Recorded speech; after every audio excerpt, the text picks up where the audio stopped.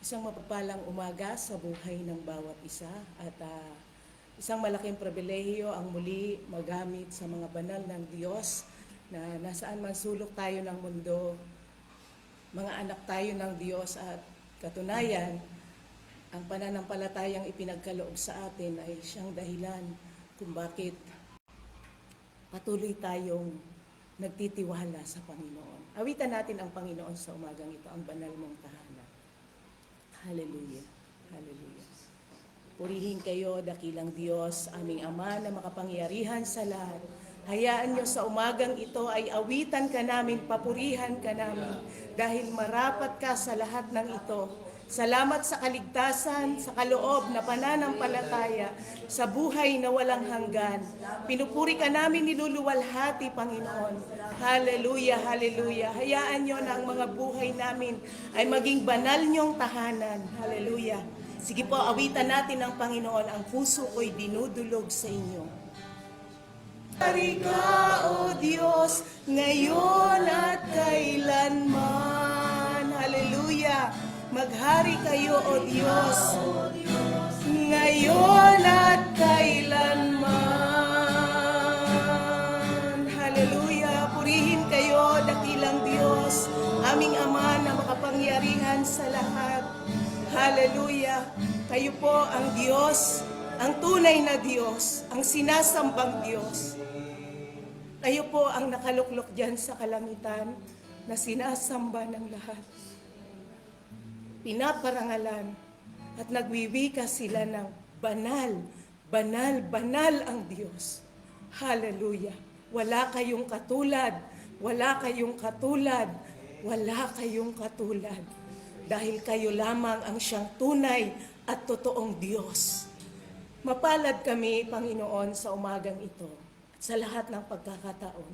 Mula nang makilala namin ang inyong sumasaganang biyaya at ang pananampalatayang itong pinagkaloob niyo minsan pa at magpakailanman. Mapalad kami na mga naglilingkod at umaasa sa inyo na sa kabila ng mga pinagdadaanan ng inyong banal, hindi po madali ang mamuhay ng may pagsunod sa inyo. Pero ito yung buhay namin at kagalakan na lagi kang mapaluguran sa bawat oras ng aming buhay habang nandito pa kami sa lupa. Dahil alam namin, kasama namin kayo at tutulungan niyo po kami na makasunod sa inyo. Kahabagan, biyaya, pag-ibig at katapatan ang patuloy na umaagapay sa buhay ng bawat isa sa amin dahil sa inyo, Panginoon. Kaya salamat po. Salamat sa lahat, sa bawat pag-aaral na ito, sa bawat salita. Tulungan niyo po kami, Panginoon, na maipamuhay namin ang inyong salita. Nang makita ng lahat ang pagkakaiba na sinasamahan nyo at naglilingkod sa inyo. Maraming salamat po sa inyo po namin, tinataas lahat ng ito sa tanging pangalan ng Panginoong Jesus. Amen and amen. Hallelujah. Purihin ang Panginoon sa umagang ito at ang pag-aaralan natin ang Hebrews chapter 1 verse 1. Sabi po dito, sabi niya, ang pananampalataya ay katiyakan na matatanggap natin ang mga bagay na inaasahan natin. Ito ang pagiging sigurado. Ang salita ng Diyos po ang gamit ko. Pagiging sigurado sa mga bagay na hindi natin nakikita. Sabi sa Amplified Version po, sabi, for faith is the assurance or title deed, confirmation of all of things hoped for, divinely guarantee, and the evidence of the things not seen, the conviction of their reality. Faith comprehends the fact what cannot be experienced by physical senses po. Napakahalaga po ang pananampalataya na kaloob ng Panginoon. Amen po ba? Kaya sa pananampalataya natin, nagsisilbing parang eyeglasses na by His Word, nakikita natin yung lahat ng bagay na hindi nakikita ng pisikal na mata. Purihin ang Panginoon dahil doon sa kaunawaan na binibigay niya sa atin, knowledge, wisdom, and understanding, na dati hirap tayo humakbang, pero dahil sa pananampalataya, binibigyan tayo ng katiyakan ng Panginoon sa pamamagitan ng kanyang salita. Kasi wala pa naman, hindi pa naman natin nakikita ang Diyos, hindi pa naman natin nakakasama siya o nahahawakan. Pero sabi ng Panginoon, mapalad yung mga hindi pa nakakakita pero naniniwala sa akin. Higit tayong mapalad sa panahon natin ngayon. Sa kabila ng buo na ang salita ng Panginoon, ito po yung salita ng Diyos. Alam mo yon, it makes us yung nagbibigay sa atin ng patotoo na totoo ang langit na bayan sa pamamagitan ng kanyang salita at sa pananampalatayang kaloob sa atin ng Panginoon. Dalawa po ang pinapatukuyan ng pananampalataya regarding doon sa future na ating inaasahan at ang yung hindi natin nakikita. God has made promises and given revelation, which is the Word of God. Salamat sa Panginoon. Sabi niya, faith believes that promises and relies on this revelation. This brings assurance to our heart. It is not wishful thinking. Hindi lang to haka-haka na sabi niya, based on the powerful evidence of God's Word. Ito po ang ebidensya ng lahat. Yung salita ng Panginoon. It is written. Ano man ang kumbaga, ang buhay na natin ay gumagalaw na dito na sa pamamagitan na ng salita ng Panginoon. Kaya nga, sabi nga, ito yung kasiguraduhan. The word assurance means substance. Sabi niya, essence or nature or confidence. Sabi niya, in the Greek, sabi, it is a combination of two words, under and standing. Sabi niya, meaning under and the meaning of understanding. In other words, faith is something which stands under something else, something like foundation under. Here in Hebrews, it is all that is hoped for in Christ. Ito yung pag-asa natin kay Kristo. Sa pamamagitan ng pananampalataya, umaasa tayo na muling magbabalik ang Panginoong Hesukristo gaya ng pinangako niya sa naunang alagad na katulad bilang mananampalataya, I claim it, na babalik ang Panginoon dyan sa alapaap at bibihisan tayo ng katawang hindi masisira. Yung katawang ito na masisira, sabi niya, ang lahat ng bagay na nakikita natin ay may kasiraan. Ngunit ang mga bagay na hindi natin nakikita ay pangwalang hanggan. Kaya salamat sa Panginoon, sabi, faith is a true foundation for our hopes. Without faith, we would have no right to hope. Kung wala tayong pananampalataya, wala tayong karapatang umasa. And faith is a foundation, a quality which enables us to stand under every kind of hardship, difficulties, suffering that could possibly destroy hope. Salamat sa Panginoon. Sabi sa Romans, sabi niya, chapter 5, verse 1 to 4, kaya ngayon, itinuturing na tayong matuwid dahil sa pananampalataya natin sa ating Panginoong Hesukristo. Mayroon na tayong magandang relasyon sa pamamagitan ni Jesus at dahil sa ating pananampalataya, tinatamasa natin ngayon, hallelujah, ang biyaya ng Diyos at nagagalak tayo dahil sa ating pag-asa na makakabahagi tayo sa kadakilaan ng Diyos.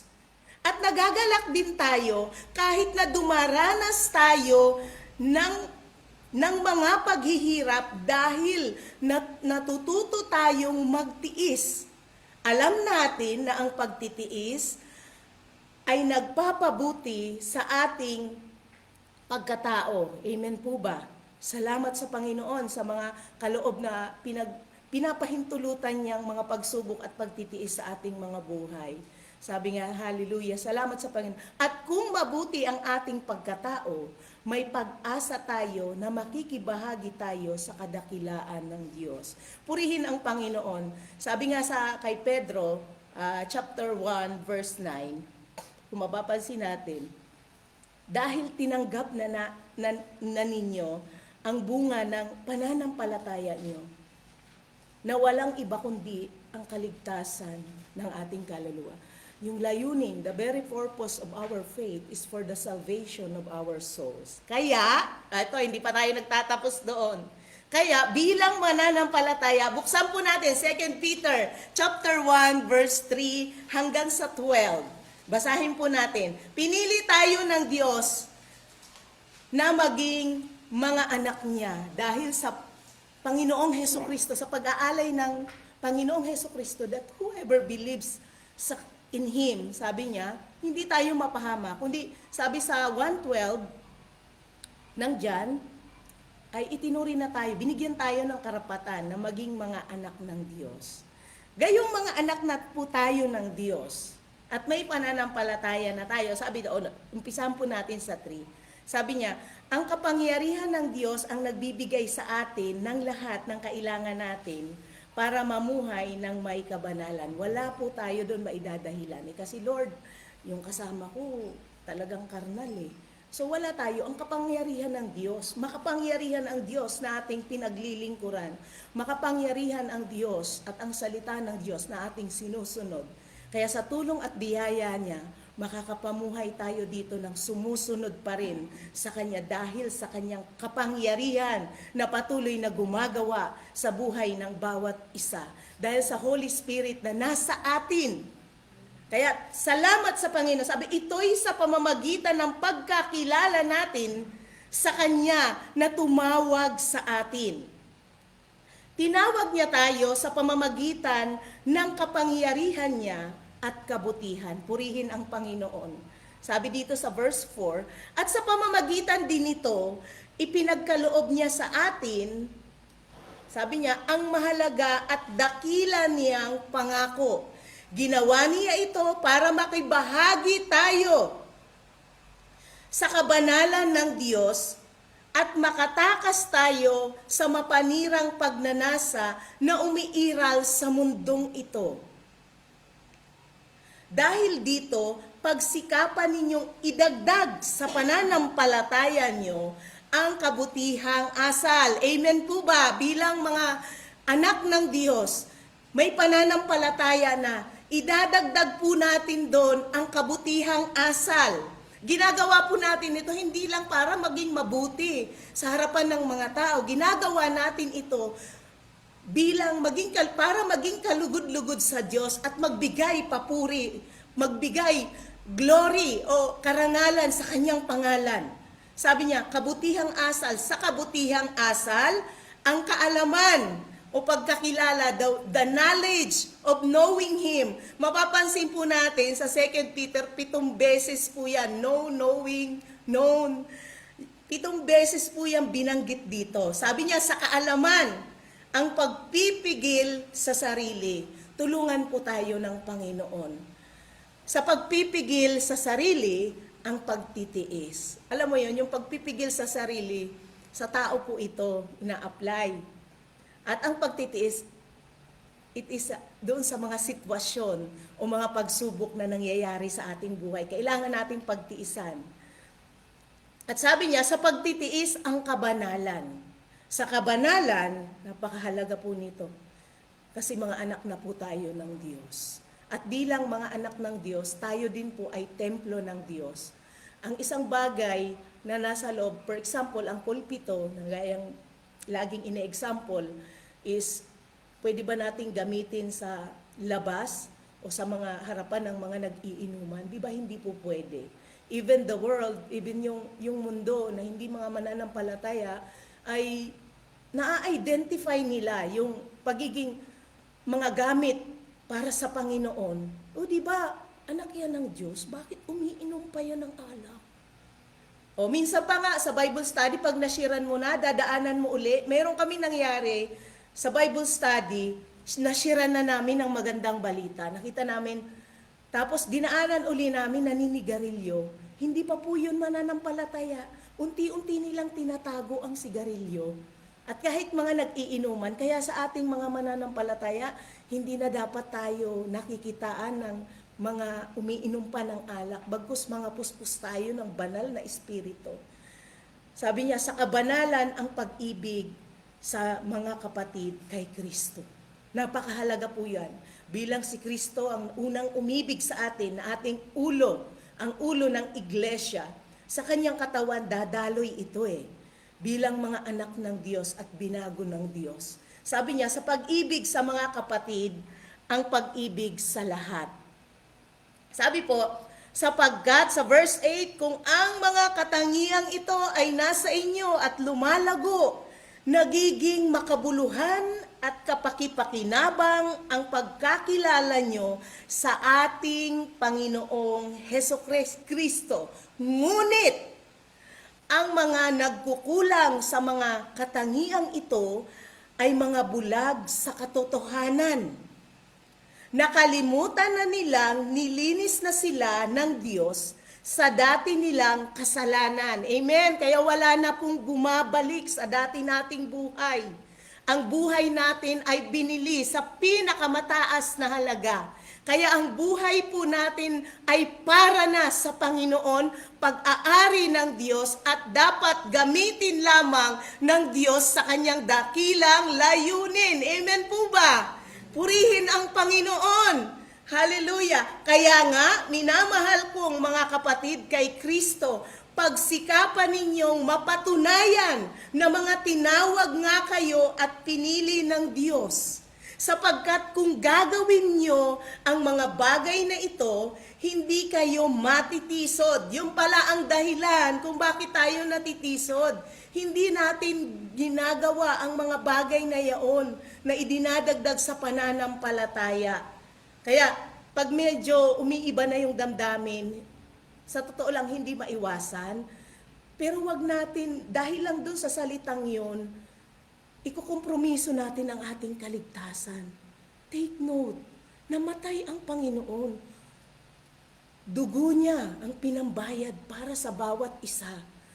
At sa mga naninisod naman o dahilan ng pagkatisod ng iba, alalahanin niyo na ang bawat kapatid, binayaran niya ng dugo katulad mo rin. Kapatid mo yan sa Panginoon.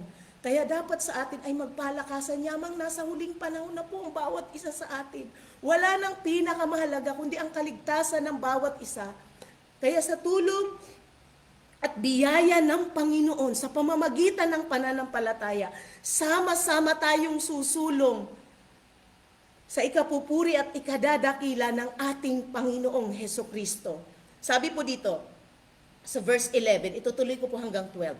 Sabi niya, kundi buong galak kayong tatanggapin sa walang katapusang kaharian ng ating Panginoon at tagapagligtas na si Heso Kristo. Kaya lagi kayong pinapaalalahanan tungkol sa mga bagay na ito, kahit alam na ninyo ang mga ito, at matatag na kayo sa katotohanang tinanggap nyo. Yung 2 Peter po, malapit nang mamatay ang Apostol Pedro dito. Kaya sabi kong itutuloy natin, sabi niya, at sa palagay ko, nararapat lang na paalalahanan ko kayo ng mga bagay na ito habang nabubuhay pa ako. Dahil alam kong hindi na ako magtatagal sa mundong ito, ang ating Panginoong Hesukristo mismo ang nagpahayag nito sa akin. Kaya gagawin ko ang lahat para makatiyak akong maaalala nyo pa rin ang mga itinuro ko kahit wala na ako rito. Purihin ang Panginoon. Sa isang mga lingkod ng Diyos, purihin ang buhay nila na patuloy na nagpapagal. I-appreciate natin ang buhay ng mga lingkod ng Diyos na sa bawat paghayo, sa totoo lang, may mga pagkakataon na nakataya ang buhay nila para sa kaligtasan ng marami. At sinasakripisyo nila noon, yun, even their family. na dapat para na sa pamilya ang panahon, kundi mas higit pa nga ibinibigay kasi nga ang Panginoong Hesukristo, naintindihan nila yung biyaya ng Diyos at yung buhay na ibinayad sa kanila ng Panginoong Hesukristo. Naintindihan nila yung layunin ng kanilang pananampalataya, yung kaligtasan ng kaluluwa ng bawat isa. Kaya minsan, imbis na sa pamilya na nila, naaagaw pa natin. At minsan nag-aayos pa ng sangkatutak na problema. Pero salamat sa Panginoon dahil doon sa pag-ibig na inilalagay sa mga tagapanguna. Purihin ang Panginoon sa mga buhay ng mga lingkod ng Diyos, mga pastors, mga workers na nagtalaga ng lubusan ng buhay nila para sa Panginoon. Purihin ang Panginoon sa buhay nyo at sama-sama tayong magpatuloy hanggang sa wakas ng ating mga buhay. Yamang ang Diyos na pinananampalatayanan natin, pinagtitiwalaan natin, ay nangako sa atin na hindi niya tayo iiwan ni pababayaan man sa anumang pagkakataon. Ang mga pagsubok na nasa harap natin, may expiration date po yan. Hindi po yan mananatili. Ang mananatili, ang buhay na nasa piling ng Panginoon. Kaya sa tulong at biyaya ng Panginoon, nasa huling panahon na po tayo at hindi na biro ang tinatahak natin. Hindi na biro po ang mga pagdadaanan pa, maging ang susunod na henerasyon. Kaya tulungan tayo ng Panginoon bilang mga anak ng Diyos na ihanda ang susunod na henerasyon para sa muling pagbabalik niya. At tinitiyak po natin ang Diyos na nagbibigay sa atin ng kalakasan upang magampanan ang lahat ng ito, karunungan, kaalaman at kaunawaan, ay hindi tayo iiwan ni pababayaan man. Salamat sa Panginoon. Manalangin po tayo. Ama, sa pangalan ng Panginoong Hesukristo, lumalapit po kami at nagpupuri sa inyong dakilang pangalan. Purihin kayo sa patuloy niyong paggawa sa aming mga buhay. Maraming salamat po sa inyong mga salita na iniwan niyo sa amin para makita at makilala namin kayo. Thank you, Holy Spirit. Salamat sa Panginoong Hesukristo na nag-alay ng buhay. Without the cross, there is no Pentecost. Hindi sa amin o mananahan sa amin ang banal na Espiritu kung hindi nag-alay ng dugo ang Panginoong Hesukristo. Salamat po sa kaligtasang meron kami, Panginoon. Sa bawat araw, na-appreciate po namin yon. Ano ang tao upang pahalagahan nyo ng ganyan? Sumuway kaming lahat at nagkasala sa inyo. Salamat sa kaunawaan sa pamamagitan ng pananampalataya. Naunawaan namin at pinapaunawa nyo sa amin ang layunin ng aming buhay. Salamat po. Salamat po. Hayaan niyo sa umagang ito ay maparangalan ka namin sa pamamagitan ng aming mga buhay sa pagtupad at pagsunod sa inyo. Kami na mga umiibig sa inyo, Panginoon. Patawarin niyo po kami kung minsan nagkukulang kami o madalas pa sa isip, sa salita at sa mga gawa. Minsan ang kalooban niyo hindi pa namin nahahakbangan dahil masyado naming pinupursue ang mundong ito. Tulungan niyo po kami na lumakad ng may kabanalan. Lumakad ng buong puso na may pagsunod sa inyo. Ang buhay namin at nature namin ay magsumunod sa inyo. Mamuhay ng may kabanalan habang nandito pa kami sa lupa. Kaya nagpapasalamat kami sa inyo, Panginoon, at sa banal na Espiritu, sa inyo aming Ama. Kami inyong mga itinuring mga anak at kahit kami hindi namin nararanasan sa inyo na iba kami. Iba kami sa inyo. Anak nyo kami sa bawat araw na lumilipas hanggang makarating kami dyan sa langit na bayan. Salamat po dahil sa dugo ng Panginoong Hesukristo. Maraming salamat po. Patuloy na dinudulog namin ang kabuuan ng Door of Faith Church Association. Patuloy na pagsama sa bawat pagmimisyon ng inyong lingkod na nasa Mindanao, Sir Joseph. Patuloy na sumagana ang pagsama nyo sa buhay nila. Patuloy na sa bawat lugar na maapakan nila, we claim, Panginoon, na para sa inyong kaluwalhatian. We pray for the salvation and deliverance of this nation, Panginoon. Ang bansang Pilipinas ay para sa inyo at para sa inyong dakilang layunin. Patuloy, O Diyos, ang kalakasan sa buhay ng inyong mga lingkod ay patuloy na sumagana. Bigyan niyo po kami ng katapangan na maipahayag ang inyong mga salita at sumunod sa inyong mga salita. Makita una sa buhay namin na isinasagawa namin ang inyong mga salita. Maraming salamat po. Pagpalain niyo rin po ang Masaredo family. Magmula sa inyong tagapanguna, Sir Joseph, hallelujah, sa buhay ng Pastora Lani, Panginoon, at sa buhay ng mga guro, O Diyos, at mga kamanggagawa namin sa lugar ng sentro at saan man sulok ng mundo. Sa buhay po ni Mami Never na nasa Taiwan, pagpalain niyo po sila, Panginoon. Sumagana nawa ang pagsama niyo kasama ng kanyang mga anak. Salamat po sa pagkakataong ito. Minsan pa nagkakasama-sama kami sa pamamagitan ng online devotion na ito, Panginoon. Pagpalain niyo po ito, Panginoon. At patuloy na sumagana ang paggawa niyo sa buhay ng bawat kapatid. Panginoon, saganang amin at hiwalay sa inyo apart sa pagkilos ng banal na espiritu, hindi po namin kaya, Panginoon. Pero dahil gumagawa kayo at ang banal na espiritu, kayo po ay tumitira sa amin, nagagawa namin ang mga bagay na hindi namin kayang gawin sa tulong at biyaya niyo. Salamat sa inyong mga salita. Tulungan niyo po kami na ipahayag ang ebanghelyo, Panginoon, ng kaligtasan sa iba.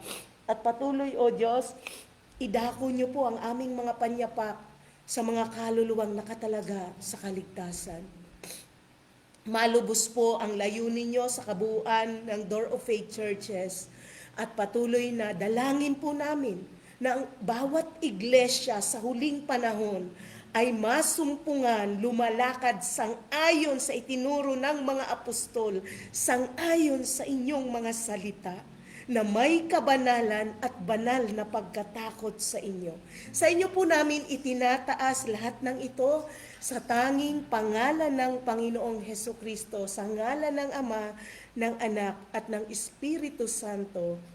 Amen and amen. Purihin ang Panginoon at sa Diyos ang papuri.